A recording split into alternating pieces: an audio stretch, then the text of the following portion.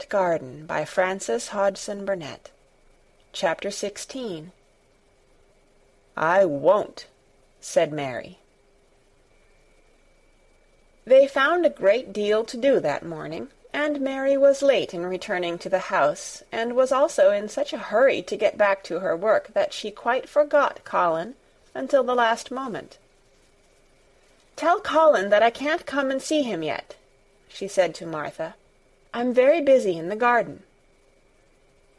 Martha looked rather frightened. "Eh, Miss Mary," she said, "it may put him all out of humour when I tell him that." But Mary was not as afraid of him as other people were, and she was not a self-sacrificing person. "I can't stay," she answered. "Dickon's waiting for me." And she ran away. The afternoon was even lovelier and busier than the morning had been. Already nearly all the weeds were cleared out of the garden, and most of the roses and trees had been pruned or dug about.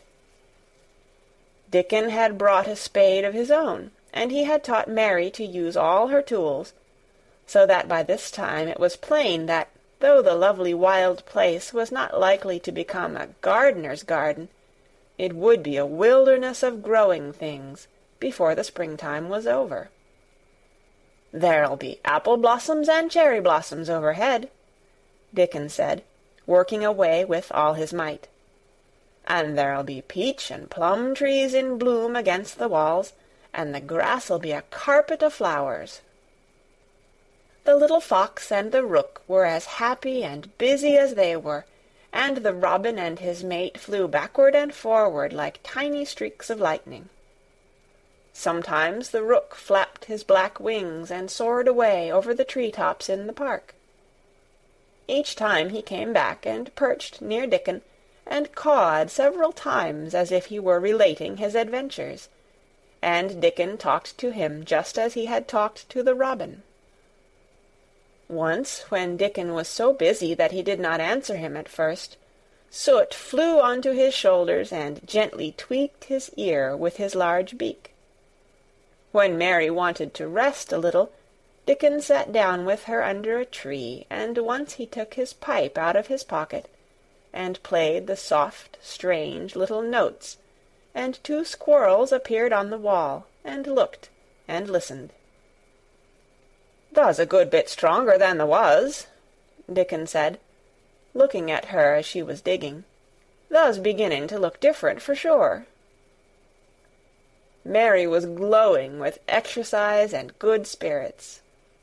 "I'm getting fatter and fatter every day," she said quite exultantly. "Mrs. Medlock will have to get me some bigger dresses. Martha says my hair is growing thicker. It isn't so flat and stringy."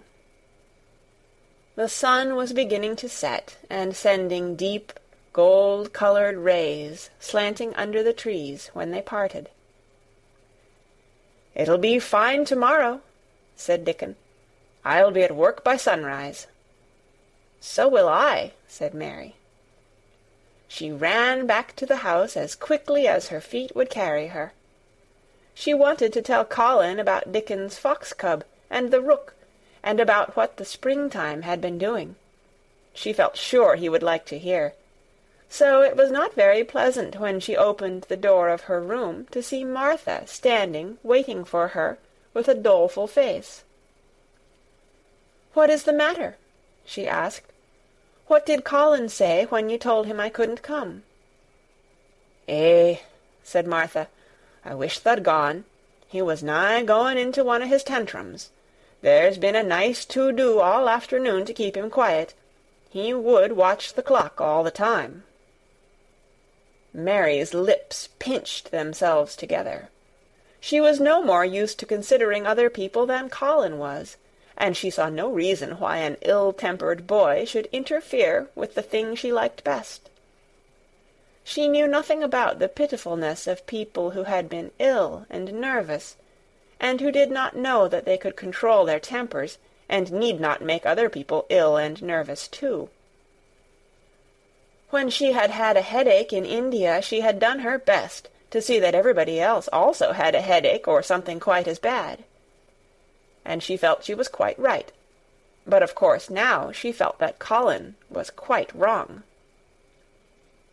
He was not on his sofa when she went into his room. He was lying flat on his back in bed, and he did not turn his head toward her as she came in. This was a bad beginning, and Mary marched up to him with her stiff manner. "Why didn't you get up?" she said. "I did get up this morning when I thought you were coming," he answered, without looking at her. "I made them put me back in bed this afternoon. My back ached, and my head ached, and I was tired. Why didn't you come?" "I was working in the garden with Dickon," said Mary. Colin frowned, and condescended to look at her. "I won't let that boy come here if you go and stay with him instead of coming to talk to me," he said. Mary flew into a fine passion. She could fly into a passion without making a noise.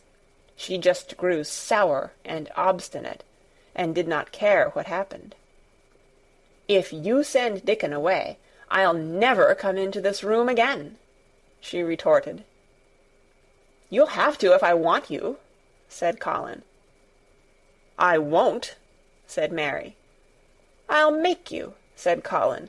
"They shall drag you in." "Shall they, Mr. Rajah?" said Mary fiercely. "They may drag me in, but they can't make me talk when they get me here.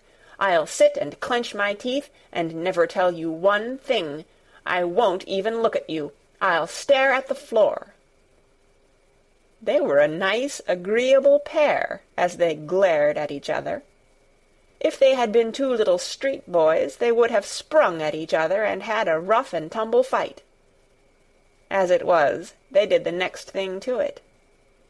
"You are a selfish thing!" cried Colin. "What are you?" said Mary. "Selfish people always say that. Anyone is selfish who doesn't do what they want. You're more selfish than I am.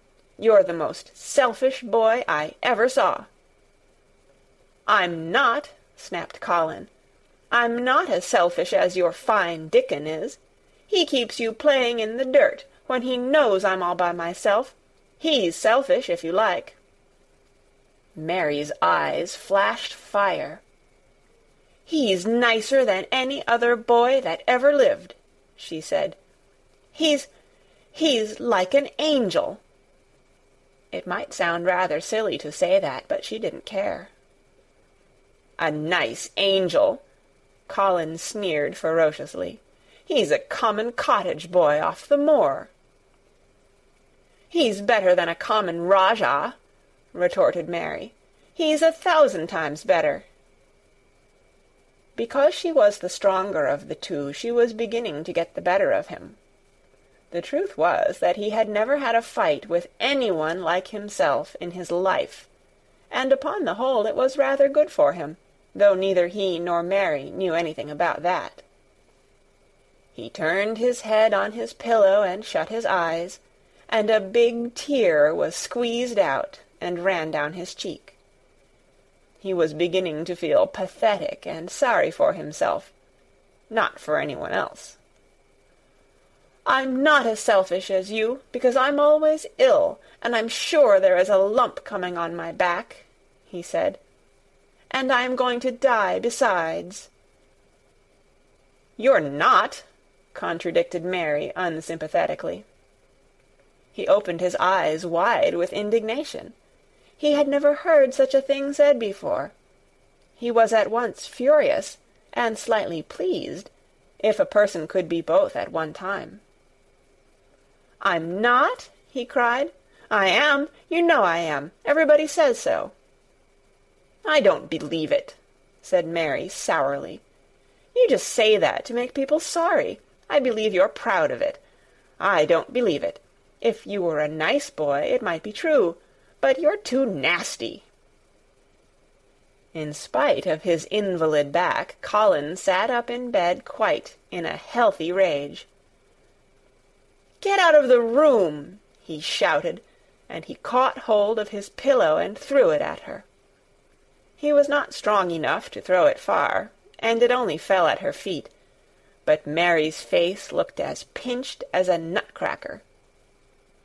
"I'm going," she said, "and I won't come back." She walked to the door, and when she reached it, she turned round and spoke again. "I was going to tell you all sorts of nice things," she said. "Dickon brought his fox and his rook, and I was going to tell you all about them. Now I won't tell you a single thing." She marched out of the door and closed it behind her, and there, to her great astonishment, she found the trained nurse, standing as if she had been listening, and, more amazing still, she was laughing. She was a big, handsome young woman, who ought not to have been a trained nurse at all, as she could not bear invalids, and she was always making excuses to leave Colin to Martha or anyone else who would take her place. Mary had never liked her, and she simply stood and gazed up at her, as she stood giggling into her handkerchief. "What are you laughing at?" she asked her. "At you two young ones," said the nurse. "It's the best thing that could happen to the sickly, pampered thing, to have someone to stand up to him that's as spoiled as himself." And she laughed into her handkerchief again. "If he'd had a young vixen of a sister to fight with, it would have been the saving of him." "Is he going to die?" "I don't know, and I don't care," said the nurse. "Hysterics and temper are half what ails him." "What are hysterics?" asked Mary. "You'll find out if you work him into a tantrum after this. But at any rate you've given him something to have hysterics about, and I'm glad of it." Mary went back to her room, not feeling at all as she had felt when she had come in from the garden. She was cross and disappointed, but not at all sorry for Colin. She had looked forward to telling him a great many things, and she had meant to try to make up her mind whether it would be safe to trust him with the great secret. She had been beginning to think it would be, but now she had changed her mind entirely. She would never tell him, and he could stay in his room and never get any fresh air, and die if he liked. It would serve him right. She felt so sour and unrelenting that for a few minutes she almost forgot about Dickon, and the green veil creeping over the world, and the soft wind blowing down from the moor. Martha was waiting for her, and the trouble in her face had been temporarily replaced by interest and curiosity. There was a wooden box on the table, and its cover had been removed, and revealed that it was full of neat packages. "Mr. Craven sent it to you," said Martha. "It looks as if it had picture-books in it." Mary remembered what he had asked her the day she had gone to his room. "Do you want anything? Dolls, toys, books?" She opened the package, wondering if he had sent a doll, and also wondering what she should do with it if he had. But he had not sent one. There were several beautiful books, such as Colin had, and 2 of them were about gardens and were full of pictures. There were 2 or 3 games, and there was a beautiful little writing case with a gold monogram on it, and a gold pen and inkstand. Everything was so nice that her pleasure began to crowd her anger out of her mind. She had not expected him to remember her at all, and her hard little heart grew quite warm. "I can write better than I can print," she said, "and the first thing I shall write with that pen will be a letter to tell him I am much obliged." If she had been friends with Colin, she would have run to show him her presents at once, and they would have looked at the pictures, and read some of the gardening books, and perhaps tried playing the games, and he would have enjoyed himself so much he would never once have thought he was going to die, or have put his hand on his spine to see if there was a lump coming. He had a way of doing that which she could not bear. It gave her an uncomfortable, frightened feeling, because he always looked so frightened himself. He said that if he felt even quite a little lump some day, he should know his hunch had begun to grow. Something he had heard Mrs. Medlock whispering to the nurse had given him the idea, and he had thought over it in secret until it was quite firmly fixed in his mind. Mrs. Medlock had said his father's back had begun to show its crookedness in that way when he was a child. He had never told anyone but Mary that most of his tantrums, as they called them, grew out of his hysterical hidden fear. Mary had been sorry for him when he had told her. "He always began to think about it when he was cross or tired," she said to herself. "And he has been cross today. Perhaps he has been thinking about it all afternoon." She stood still, looking down at the carpet and thinking. "I said I would never go back again," she hesitated, knitting her brows.